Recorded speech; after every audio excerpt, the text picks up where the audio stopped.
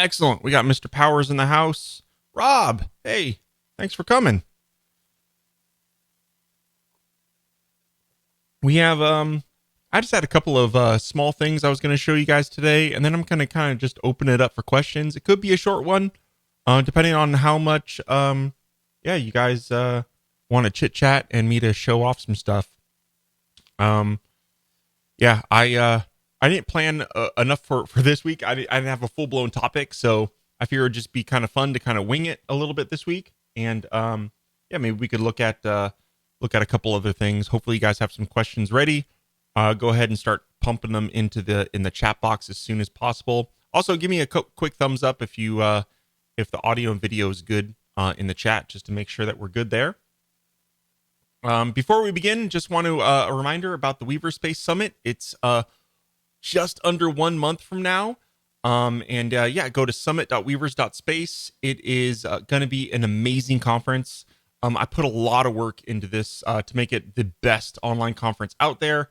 And I think I do it. We have a lot of stuff that most virtual conferences don't have.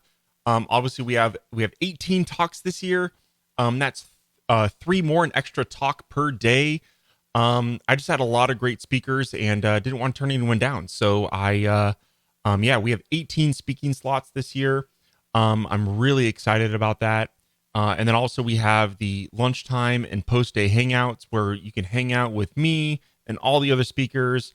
And those are always a really, really great time because we can all interact and mingle with each other. It's just a lot of fun. So head over to summit.weavers.space. Get your ticket now while they're still on sale. The price goes up in a couple weeks. So yeah, check that out. Hopefully we'll see you there. Cool. So, oh, we got Blair. Gunter's here. Obviously, he's a regular.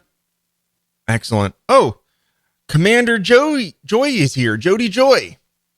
Oh, you're in Costa Rica. Oh man, I wish I was in Costa Rica. That sounds nice.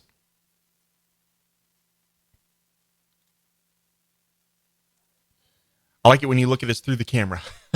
I try. Sometimes it's hard to remember to look at the webcam when I'm chatting. It can be easy, obviously, especially when I'm doing demos to look away and look at the display. Or a lot of times, what I do is I actually have like a little feed over here on my second display, and where obviously I'm looking at the chat boxes over there, and I see the video of myself. So a lot of times it's easy to kind of look at myself and then talk to like myself. So like right now I'm looking at myself talking to myself, but obviously I got to look at the camera. So cool. So today we're going to look over 2 updates that I shipped this week. The first is going to be a very small update to the SEO helper error page stack.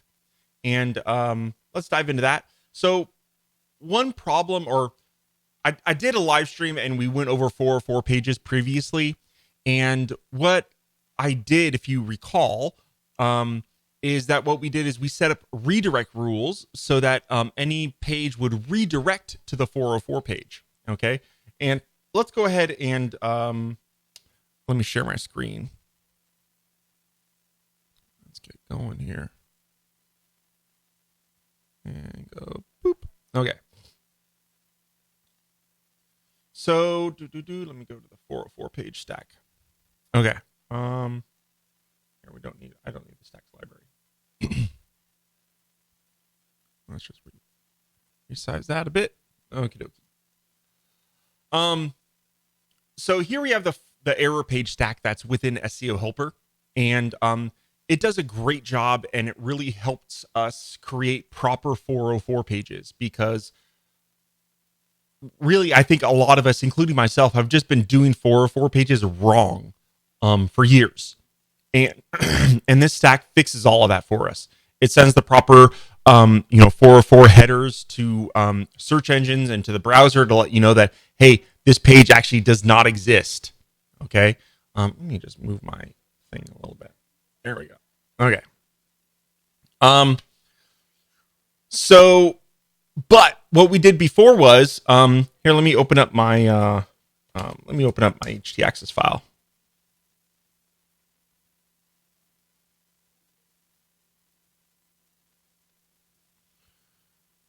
This is the htaccess file that's on my test server. that up. Oh, let's hold on one second. Let me get that. All right. A little bit bigger. Okay. Hopefully you guys can see that now. So this is the new htaccess rule. And if you look inside the error page stack, if you put a new instance of it on the page, you'll notice that this snippet here, this example is new. Okay, it's slightly changed, and I'll show you what the difference is. So previously, we had this.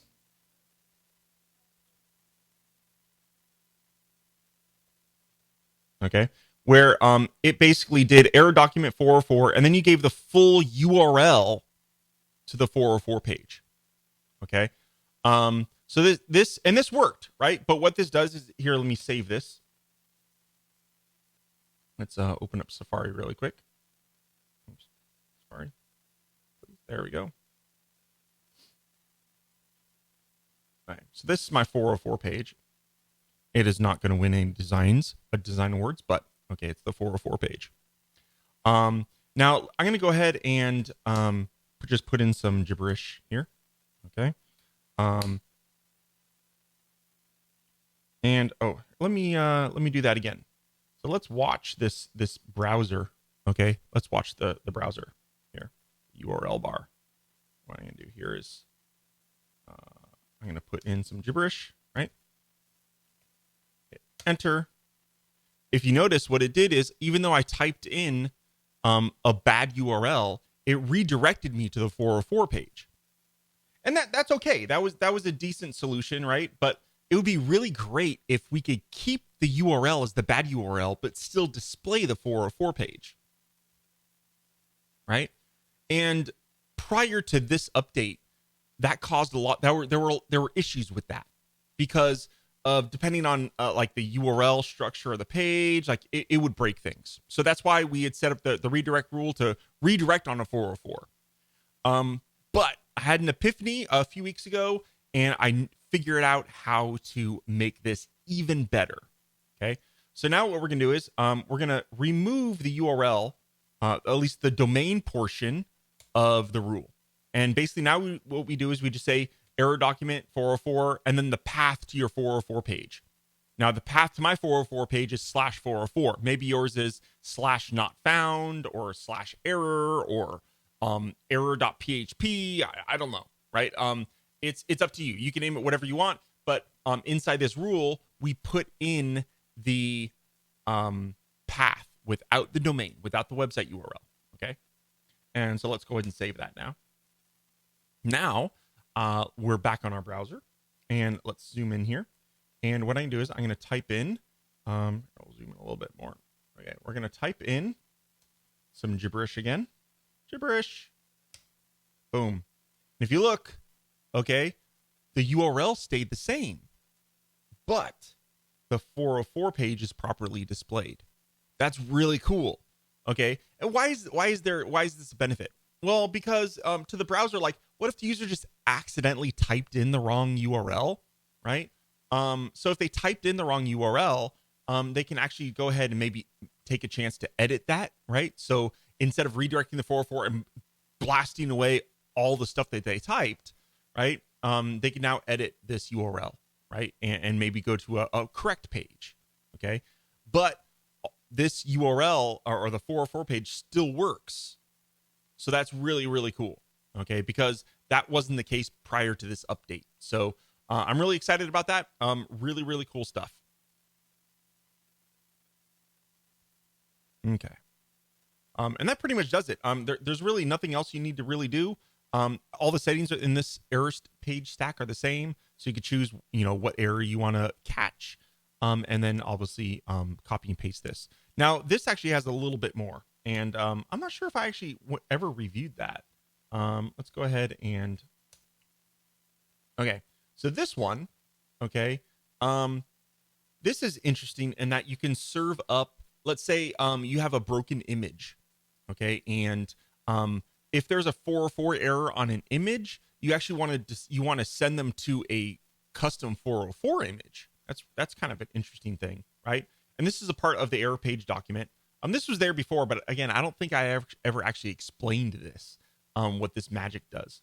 So what this does is it basically matches any sort of image-based request, right? So it searches for bitmaps, cursor files, GIFs, icon files, JPEGs, PNGs, SVGs, and WebP files, right? So if any URLs are requested with those at the end, which means it's an image, then what we can do is if that image doesn't exist, we can then serve up a custom 404 image for that. That's pretty cool, right? So how does that work? Let me see if I actually ended up doing this. So if I go to, let me look at my server here, resources. All right, I don't have a 404. Let me just add one really quick. Here, what I can do is I'm just going to save this image here. Save image. Oops. Sure, save that to my downloads. Okay. Let me just chuck this on my desktop. I'm going to rename this image to be 404.jpg. Okay. And then I'm going to upload this to my /resources folder. So I have 404 /resources /404.jpg. I guess I could probably do it in /404 /404.jpg if you want, right? But it doesn't really matter. You could also put this straight inside resources, which is probably where I could have added this. So if I just add this right in there, I now have 404.jpg in my resources, and it will publish, right? So that'll publish to this resources folder on my server. Okay. So let's try this now. So here, let me save this htaccess file. If I go to blah blah blah.jpg, okay, so if I put in the URL to some random JPEG file, what it does is it returns the 404 image for us. Pretty cool, right? That's pretty slick. So yeah, and obviously this works if it's inside of an image, right? So here, let me just go to the homepage really quick. Go to foundation, and we'll go to image, and we'll just do warehouse. And I'm going to put in this bogus 404 URL. Okay. And if you notice in RapidWeaver, it actually displays the 404 image, right? But so yeah, that's kind of cool. So if we publish,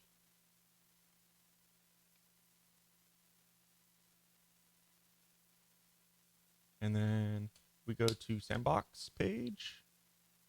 Oops. There it goes. There we go. Even though the this isn't the URL to a correct image, it's a broken image. And if we go to the browser, we'll notice that we have a 404 error on that image, right? So if we scroll down here, we see that it says file not found, and it gives us this JPEG, okay? But it doesn't display like that ugly 404 thing, right? Here, let's I'm going to turn off that rule. So if we go here, let's just delete that really quick. Right. And if I refresh this page now, you see I now get a broken image, right? So you can see right up in here, broken image. But because I had that 404 in the htaccess, we can now display a default 404 image, so that our site doesn't, if anything potentially breaks, we don't have anything like that happening. So yeah, there you go. You might want to choose like maybe a more generic 404 image, maybe something that's like some sort of like gray image placeholder sort of image. But obviously something like this is very apparent, like it's a bad image. So it's a 404. So there we go. Hopefully that was helpful to you guys. There we go. That's all with the error page tag. Let me see if there's any questions. Tell me everything you know. Yeah, Chris.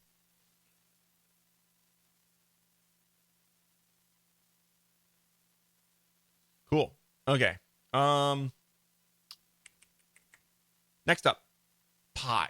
So I released a really interesting, it seemed like a minor update because it was only one line of on the release notes, but it's a pretty big one. And it has to do with Pi, and it has to do with how we can now process text with Pi. Now, those that might not know what pi is a very powerful tool that allows you to do form field calculations. So you could like take value A, from you could take a value from input A, which is let's say dollar amount, and the value from input B, which is like quantity, and you can automatically calculate that and populate field C with the total of that. So you could do dollar amount times quantity, and there's your total, right? So pi is a really powerful tool. You can do a lot of really great things if you learn a little bit of JavaScript, because it all the formulas that it builds are in JavaScript. But if you just want simple math, you don't really need to know JavaScript, because basic math, this plus that is JavaScript, right? So, yeah, really, really cool stuff there. And what I can do right now is we're going to demo how we can now use pi to process text and kind of manipulate text from one field and maybe put it into another field and stuff like that. So let's go ahead and get back to RapidUber. Okay, so let's go here. See, I don't need that anymore. Okay, let me do a little bit of build up here. So let me just add a couple little things in here. Let me just add some padding so we have a very generic page here. Okay, what I'm going to do is I'm going to get a text input. Okay, we're going to put 2 text inputs in there. Oops. There we go. And then I'm going to get, we're going to do a header stack. Okay. I'm not going to do any like crazy complex uses of pi. I'm going to keep it pretty simple today. But yeah. So if you have any questions though, please let me know, and maybe we can dive in and do some more complex things. I hate when my mouse gets, I think my battery's low. 1 second. Here, let me plug that in. My trackpad gets sticky sometimes. And okay, there we go. I plugged it in now. Hopefully it won't get sticky anymore. Okay. Let's do pi. Where is pi? There it is at the bottom. Okay. There we go. So first off, what we can do is I want to take, we have 2 inputs. We'll do input 1 and input 2. Here, let's just do, here, we'll do input 1 and input 2. We're going to keep it really simple. Okay. And basically what I want to do is, let's show you how we can do this with math really quick, right? Input 1 plus input 2. Okay. And we want to display the results in this header, right? So what we're going to do is, this is just going to be, we're going to put a custom class on this header. We're going to call it pi. Actually, I'm going to put it inside foundation custom class, pi dash pi. Okay. So let's go ahead and preview this really quick. Okay. So right now it's 0 because it's thinking we're going to input numbers, right? So if I put in 4 and 5, you'll see that it takes 4 and 5 and it totals 9. Pretty cool, right? That's pretty slick. But what happens if I do hello? What? That equals 5. What? Well, basically what happens is pi is seeing hello, and it's like, I don't see any numbers in there. I'm just going to default to 0, right?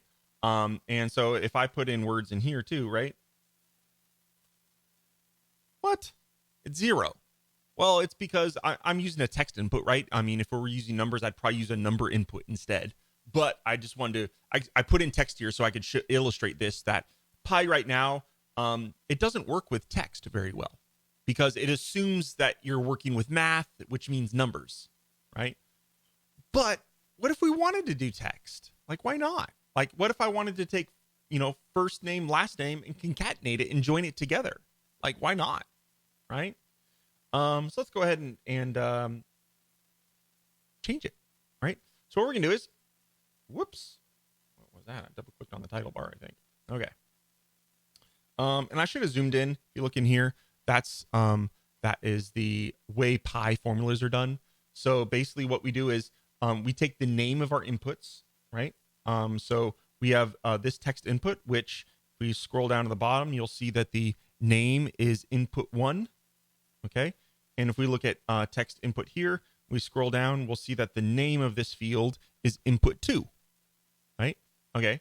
And then, so in my Pi formula, I have to use these little curly braces. And those allow me to inject. And then within those curly braces, I put the name of my field that I want to pull data from. Okay. So we pull data from input 1, we pull data from input 2. And this is just simple math. We put a plus sign in there. We're going to add them together. Cool. Okay. So now what? How do I process this as text? So there's a couple things we need to do. Inside Pi, there's a new setting, and it's called process formula as text. And we need to check that. Okay. And whenever we're working with text, we need to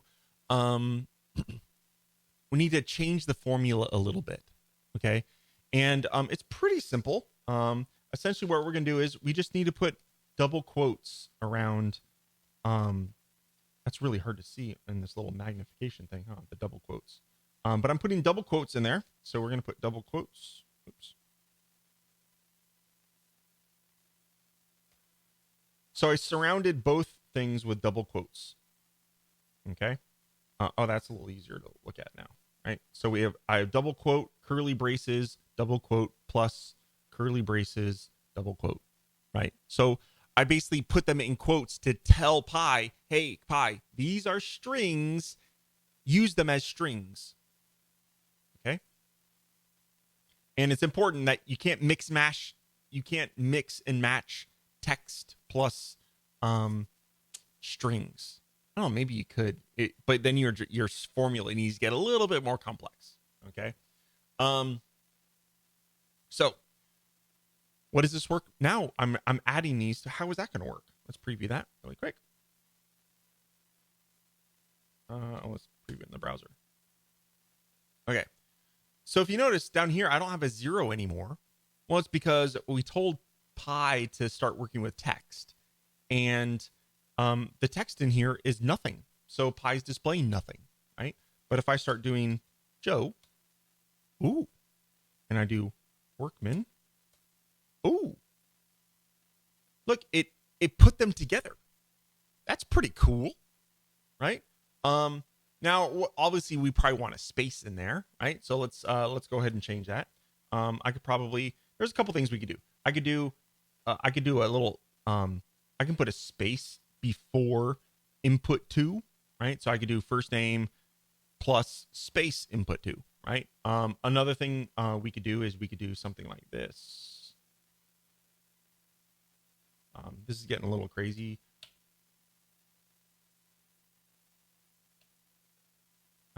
We could do something like this too, right? Which is, basically we're saying input 1 plus a space plus input 2, right? So either way will work.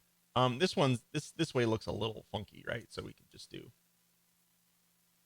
space, and then we could even do is cool, right? Boom. So right now, if you look, it says is cool. Well, who's cool, right? So we could do Joe Workman is cool, right? Pretty cool, right? So Pi lets us now work with text. We can build out things.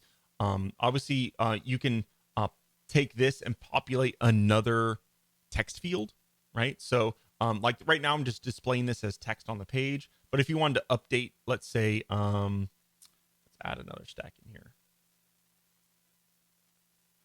A form stack.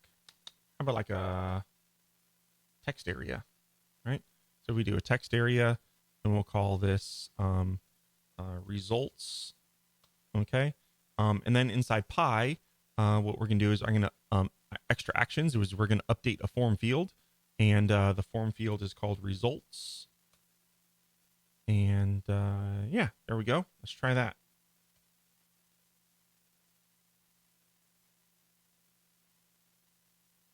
Joe Workman. You notice, I mean, I still have the header down here, but it updated this text box with that particular sentence. So it's a way that if you want to take fields, do some calculations based on them, and then obviously you can submit this, and this text area with the concatenated data will be submitted via your form, right? Now another thing you could do is Pi actually creates a hidden form field as well. So whatever the formula results, Pi will create a hidden form field which will get submitted with a form as well. So if you just wanted to, if you didn't want necessarily this data to be displayed to the end user, that's okay. This data will get submitted to the form as well. So that's kind of cool. So yeah, cheers for concatenation. Yes, we have string concatenation. You could do more complex stuff if you wanted to get into like JavaScript, and you could do manipulation of the text and all kinds of crazy stuff. But I think just being able to concatenate fields together and then displaying them on other parts of the page or inside other form fields is going to be really powerful. So yeah, 2 thumbs up on that. I'm really happy with this update. It really makes Pi like double more useful, maybe more than double. But yeah, it's a really good one. Pi is a very powerful stack. Some people have done just some insane stuff with it. I've seen a lot of really cool uses for Pi already, like custom calculators for construction, and I've seen what were some of the other ones? Obviously, for like a mortgage company, someone built like a little calculator for to help people out there. It's really good stuff. I'm really excited. If you ever build something cool, please share it. We'd love to see it. Maybe I can start, if you're willing to share it, your calculations, maybe, ship them as a template or something like that. Since Stacks 4 now has templates, we can kind of build some pre-made little Pi templates for people. That'd be really, really slick. So cool. So that, to be honest, that was really all I wanted to show you. Those 2 cool updates this week. They're really small stuff, but I think they have a really big impact on our workflows. And I'm really excited about these 2 minor updates that I shipped this week. With the SEO helper one, actually seriously like 5 minutes before the live, I noticed Gary Weaverspace found a little bug with the 404 stack. I already fixed it, shipped an update like 5 minutes before this live. So we're good to go there. Cool. Okay, I see a couple questions here in the chat box. Let me go ahead and read these through.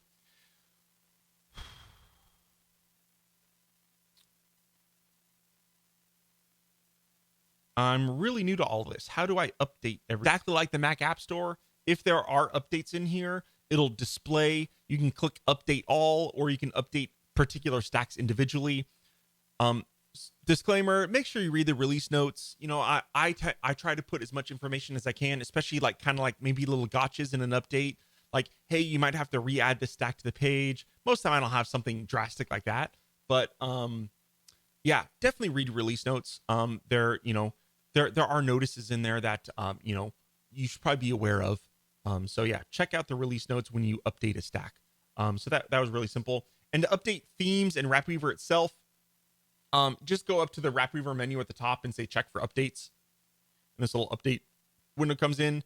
And if not all themes support updates, the Foundation theme does, as long as you have the latest version, because theme updates weren't supported until I think was it WrapWeaver 8?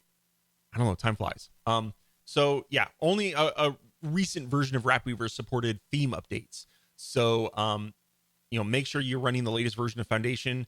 And I don't know what other themes out there support actually updating of the theme. Some of them you have to, old school, you have to actually go to the developer's website, download the latest version. But Foundation theme supports auto updating through the WrapWeaver update tool. Cool. Okay. Let's see. Chris had a question. Oh man, chat room's blowing up now. How do I go about vertical aligning an image or other content in a total CMS blog list? Oh man, you have to ask a really complex one right now. So you want to okay.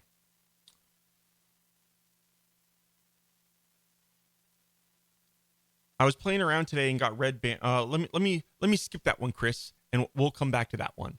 Okay. I was playing around today and got red banners saying stuff like stuff was out of date. Okay, yeah. So yeah, there you go.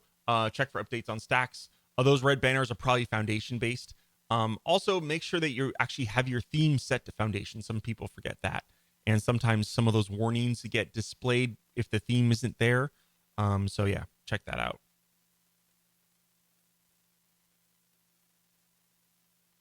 Is there a problem to put a link on my domain in the 4949? Oh, I'm assuming you mean 404 page.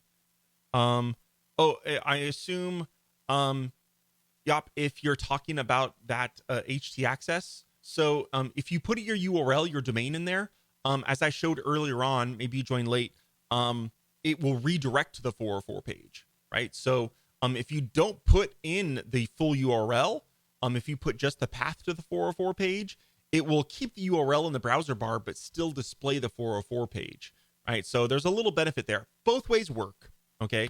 I just find the way that doesn't redirect is a little more user friendly to our visitors of our website. So yeah, and the new 404 rules in the if you add a new error page stack to the page, you'll notice that inside the stack there's a new template rule that you can copy and paste. But yeah, it's just the same rule, just without the full URL. Okay, Rob says, if I'm building a small, let's say a 6-page website, and I have to create a sitemap option selected in the settings, is there any point to adding the sitemap page type? Okay, so what he's talking about is actually, I think I have a sitemap page in here. Cool. So I have what he's talking about is SEO Helper. SEO Helper has a sitemap stack, and he's like, why? If I just have a 5-page website, it's a really simple one. Why would I use the sitemap stack over the built-in sitemap that's inside RapidWeaver? Because RapidWeaver already builds a sitemap file for us, right? And the answer to that is, if the default sitemap is doing it for you, great, keep using it, right? This was just a more powerful way, a more advanced way of doing sitemaps, right? So yeah, if the default sitemap file is doing it for you, just keep using it. Let me just show you some a couple things, right? That you could do that might be useful. So we add a sitemap to our page. If we add a location, so in here it allows you to set a update frequency and priority, right? That could be useful. Right? The out of the box sitemap for RapidWeaver doesn't do that. Right? So it does not put the priority of the page. It doesn't have any sort of frequency to let the search engines know how often a page is updated. Okay. And then we have a lot of the advanced stuff, right? So you can add images, and then if you add this new stuff that I did, like you can add alternate language pages and all that. But that's advanced, right? I mean, most people aren't going to need this stuff, right? Another really nice thing is the image. So if you want to have images that are really indexed properly or and well with Google, so they'll probably get a little bit preference. Obviously, we don't know, but this explicitly tells Google, hey, this image is associated with this page, right? And it'll most likely end up in Google image search as well. So that's a nice thing to have. And then we have video too. But if you don't need any of those features, hey, stick with the default sitemap file. It's fine. I guess one thing that is kind of annoying is the way pages are added to the sitemap file is if they're displayed in the navigation. So if you don't display a page in the navigation, it's not going to be in your sitemap file. So if you have pages that you don't display in your navigation, but you want to be in your sitemap file, well, then you need to reach for something external like my sitemap stack. Okay. And everyone's sitemap is inside SEO Helper. That was actually a really great question. Thanks, Rob. That was a good one.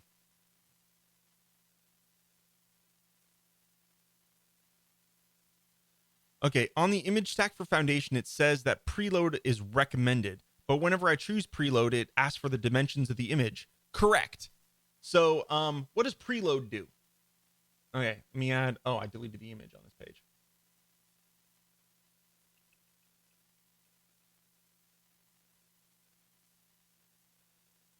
Let's just add I'm just gonna drag and drop an image in here.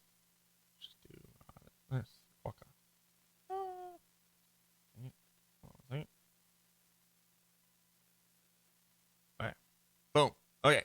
So,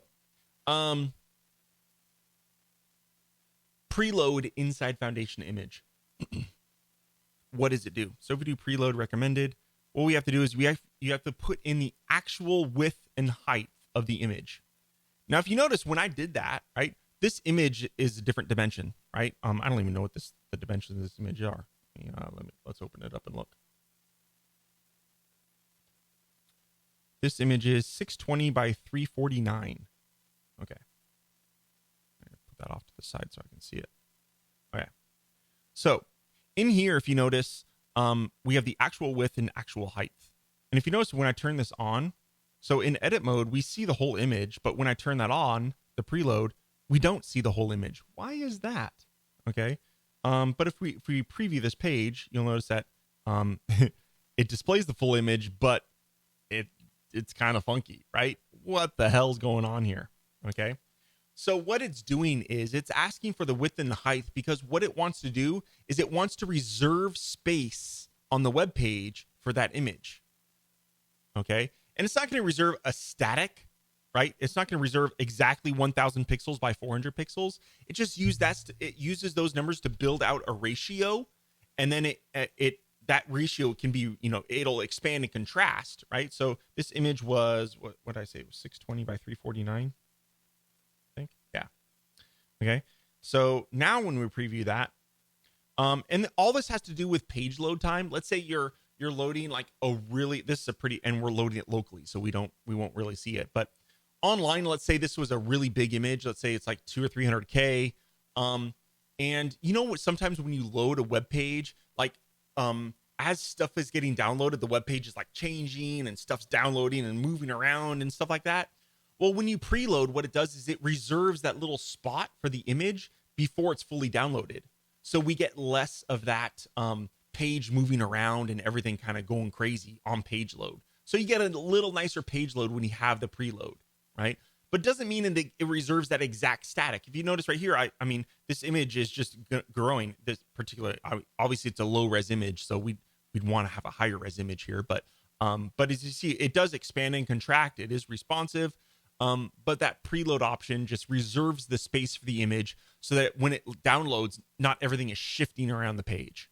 Hopefully that, good question.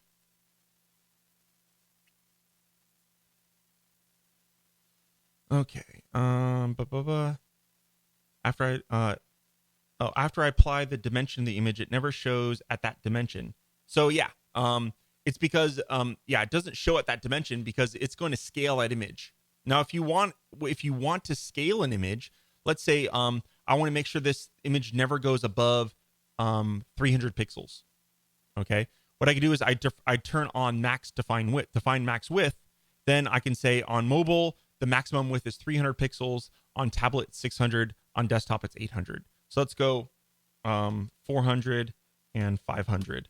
Okay, so if we preview this now, we'll see on desktop it made sure that image only scaled up to 500 pixels.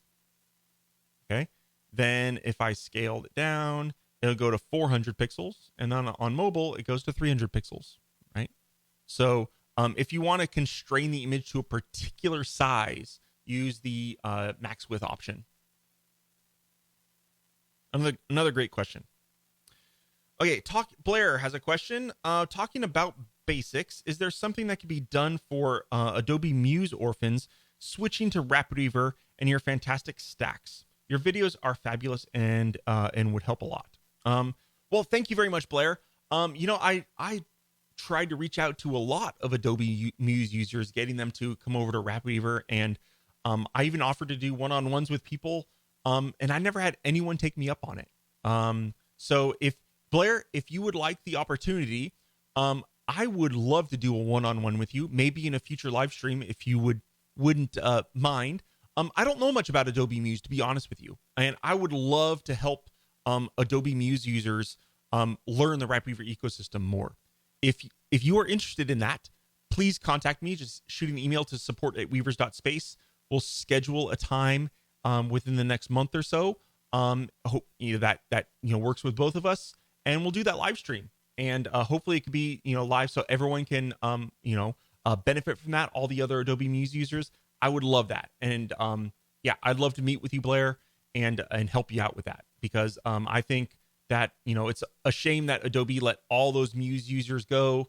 Funny enough, I was actually like, the week Adobe like axed it, I actually downloaded Muse and was going to play with it to start, you know, maybe porting some of my stacks to as Adobe Muse add-ons.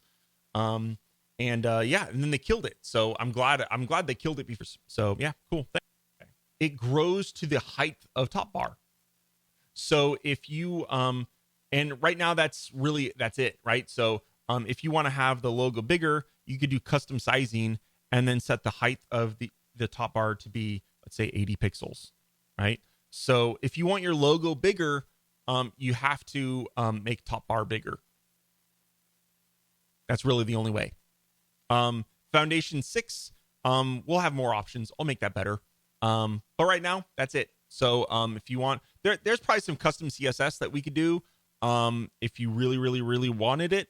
But hopefully that works for most people. But yeah, the logo simply scales to the height of top bar.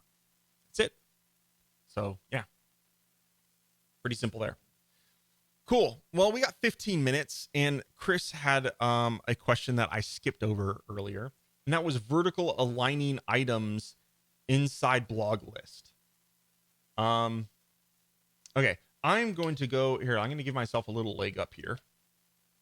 Here, blog layouts. I already had this file, I think. Chris, if you could, you're probably a little delayed, but you said you want to vertically center stuff. Oh wow, this project, it kind of works, right? Cool. You want to, but how?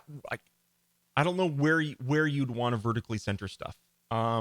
So what I'm going to do is inside. I think it's in the. Let's see. Yes. Okay. So the way you do this is the layout stack. So blog list is very locked down. Okay.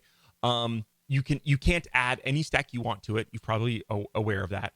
There are some new stacks though that were added recently that you can add. If you look at the bottom here, here, let's scroll here. Okay. Whoa. Zoom way big. Okay. If you look at the bottom of the ad, you'll notice that we have today, themes, target, filter pro, filter presets, and wallpaper. All of these non-total CMS stacks can now be added to blog list. Really cool. So there's two ways we could do that. I actually forgot I added target in there. There's two things we could do. First off, let's say, I don't know what makes sense. But I'm going to make this author field just kind of float in the middle for some reason. Okay. Obviously that would look horrible, but just as an example, the layout stack has an option here called position. And in this, you can do absolute bottom, absolute top, vertical center. Boop.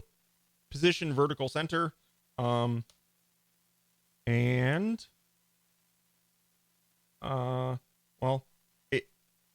it did work, right? Obviously it looks horrible because like this, if you see this one, Rob Zeeble, it's vertically centered inside this area right there, right?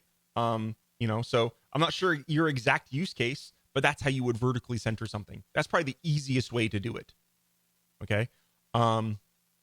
So also another way is you could add target, and target is like the epitome of a professional layout tool. Like it has any positioning tool that, or, you know, possibility that you could ever want, you can do it in target, right? So you could add, let's say I wanted to add author into target, and I would probably do like, I'd probably do like relative to parent stack, right? If I look at the target settings, I'd probably do relative to parent stack.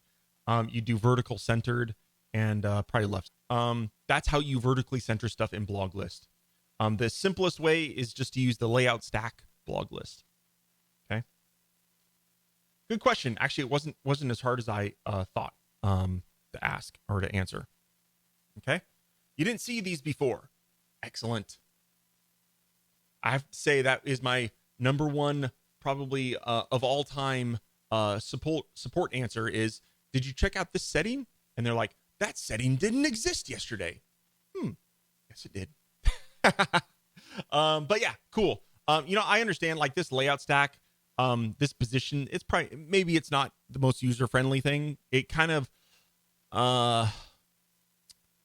it's very powerful, but it does require that you know a little bit about, the terminology of this stuff, right? So like absolute floats are a little, I can understand people can get confused on what a float is, but play around with it. In this case, vertical center is exactly what you want.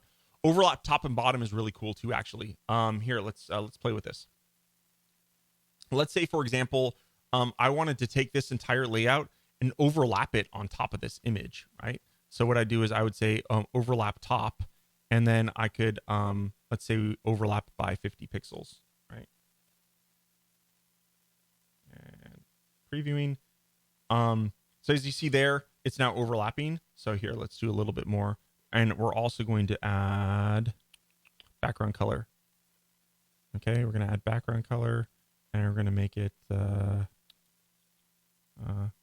like 50% or something like that. I'm not going for design words here. I just kind of wanted to illustrate a point here. So, and we'll go up to 100 pixels. So this layout stack that contains all of this data, right? Probably actually what we want to do is we probably want to add a little bit of here. This is, let's just do it all out here. I'm going to add another layout stack. Okay. This one I have padding, and this one I'm going to do overlap top, 100 pixels. This one I'm going to make it default. We're going to add that one into there. Yeah, let's try that. That should give us a different look. There we go, right? So the transparency doesn't really look all that great. But as you see here, what it does is it makes that entire layout overlap on top of the images, right? And we got a little bit of bleed, right, on the outside. Probably it would probably just look better if it was just straight up opaque, right? Just like that. And maybe we'll adjust this so it's like 80 or something like that. Look at that. Boom. So there you go. Like, you can use that to overlap stuff inside the blog list. So that layout stack inside blog list is actually super powerful. Like, you can do a lot of really crazy shit. Stuff. Sorry. You can do a lot of crazy stuff with that layout stack. So yeah, hopefully that helps. Cool. Let's see if there's any other questions in here. I'm just learning Foundation, fairly new to RapWeaver, Stacks, and Foundation. Built one project using a different RapWeaver framework and want to migrate all the pages to Foundation. What is the best way to do this? Okay. So what is the best way to do that? I'm not sure what framework you used, but there's basically you'd have to rebuild the site where all of the stacks that were from the other framework are replaced with either Foundation stacks or any other stack, right? Because Foundation works with any other stack. Obviously, stacks that are requirements for that other framework probably won't work in Foundation because they're made just for that one framework. But like if you're using any other third-party stack, like it may be, I don't know, some fancy gallery or a slider or something like that, any other stack outside of that framework should work in Foundation. So depending on how much stacks you used, how many third-party stacks you used, you might, it might not be as much work, right? So, yeah. Sorry if that's not the news you wanted, but yeah, you'd have to rebuild the pages. What I would probably do is create a new project and kind of, maybe copy and move stuff over. It'll give you a chance to kind of maybe improve, right? They always say version 2 is always better, right? And also, I mean, I'm releasing Foundation 6 by the end of this year. So if you really want to dive into Foundation, maybe you wait. If you just recently bought Foundation, you should probably get a free upgrade if you just bought it recently. So I haven't figured out and released dates in terms of who will qualify for upgrades, but if you've bought it within the last month or two, you know, at least probably even longer, you will definitely be getting a free upgrade to Foundation 6. So you might want to wait for that. I am going to, so people at the conference will be getting early access to Foundation. So if you're attending the conference, you will be able to buy Foundation 6 before everybody else, and you'll be able to play around with it and get access to the early beta and get access to an early beta group on Weaver Space and all kinds of stuff like that. And it will go live to the rest of the world, hopefully before the end of the year. I've been working really, really, really, really hard on that. Is there a simple way to stop auto refresh at Simulate? So I'm assuming you're talking about the Simulate windows. So the whole point of those Simulate windows is to always show you the latest version. I think the Simulate windows are really cool, but I've been using RapidWeaver for 10 years, and Command P is like ingrained in my fingers. Like I just Command P, right? And what Command P does is it previews in your default browser. Like, so yeah, that's what I do.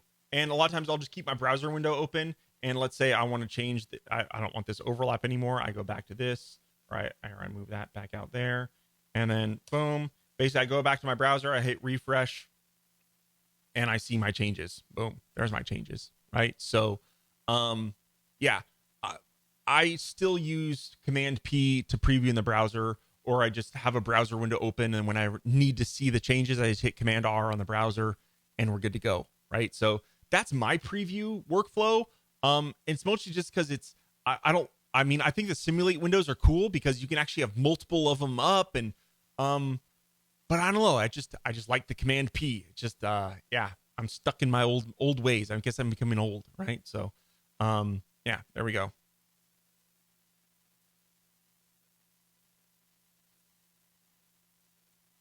Cool. Any other questions before we completely wrap up? Yeah, some great questions today. Thanks, guys. I'm glad that you guys came prepared with some questions. I think we reviewed some very interesting stuff. I saw Chris, I guess as a last thing, Chris says floats confuse him, right? Here, let's teach you what a float is.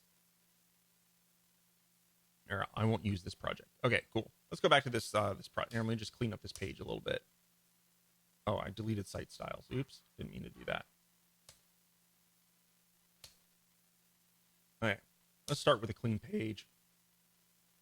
Let's just I'm actually gonna do this. I'll do this with just some out of the box stacks. Okay. Let's do this with, actually let's do it with text. Okay. I'm gonna add text to here. Okay, 2 text stacks. And first let's look at, there is a float mode built into every default stack. Okay. And if you go to fill mode, you can say float. Okay. And at that point, you can define a static width. It has to be static. Okay. You can't be like 50%. It is static. So you give it a static width. And we noticed when I did that, the other text stack kind of floated up, right? Let's preview this. And there we go. What? Right? So it's kind of a way for you to build what's called a floating layout, right? Now, if I put in another text stack, if you notice, that float is still going to float, right? Because it's floating. Now, unfortunately, the stacks float feature only supports float left. Okay. So yeah, that only supports float left. So everything that you put as a float floats to the left. Now, if I put a float on this one, right, I can put a float here, and that one floats. Now, if I were to change the order of these things a little bit, we'll notice that the float is going to be a little bit different. So that floats to the left and it breaks. Now, the reason prior to that, if we put it beforehand, here, let's change the colors of these backgrounds a little bit. Here, I'm just gonna go change that to that.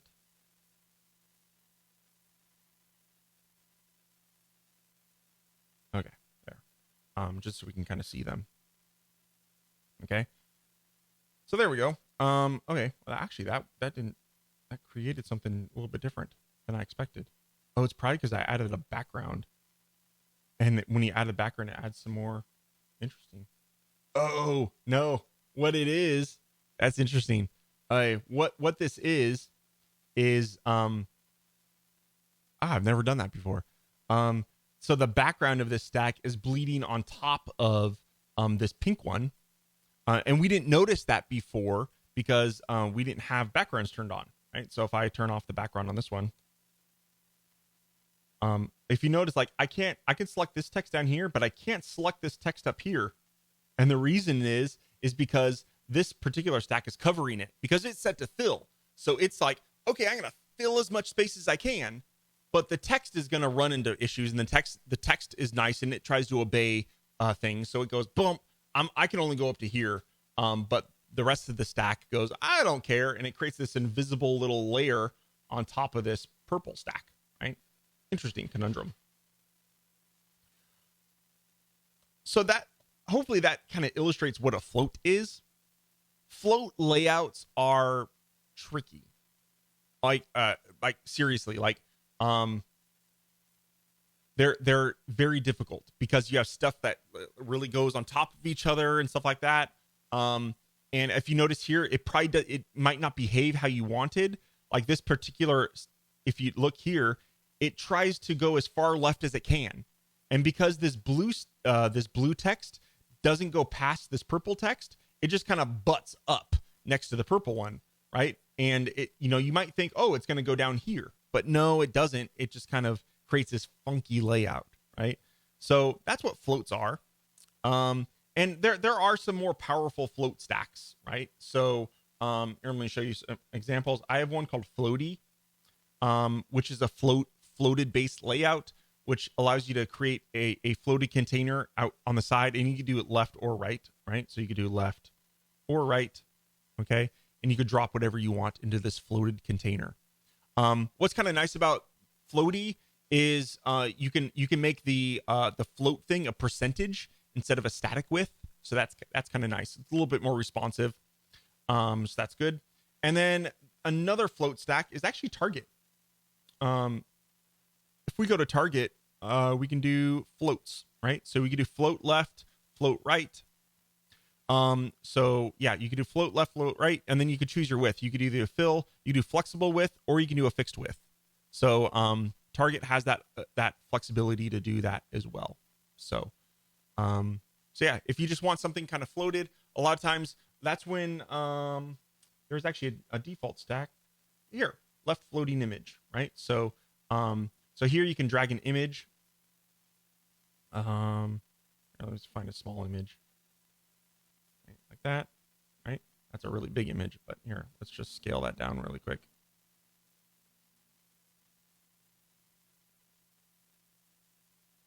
All right, done.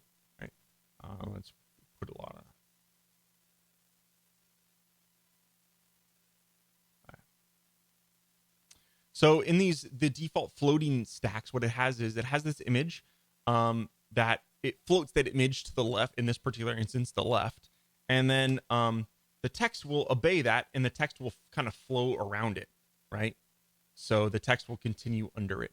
So that's kind of how. Now this one kind of looks funky because I had that paragraph, that new line, right? So if we just had, full paragraph of text, it'll probably it'll look a little bit nicer. There we go, right? So that allows you to, to float an image, and then text will flow around floats.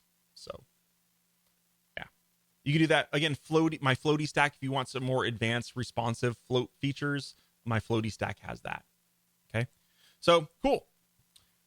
We are now at 12:30. It's been an hour, and yeah, we covered a lot of cool stuff today. Floats was a little bonus. Hope you guys enjoyed that. Let's see. Oh, Rob has a question here. I built a site for a client in 2013 that uses really old stuff, Freestack. I think there is a cutoff point for offering updates at an hourly rate, as opposed to saying, "Sorry, I'll have to quote you again."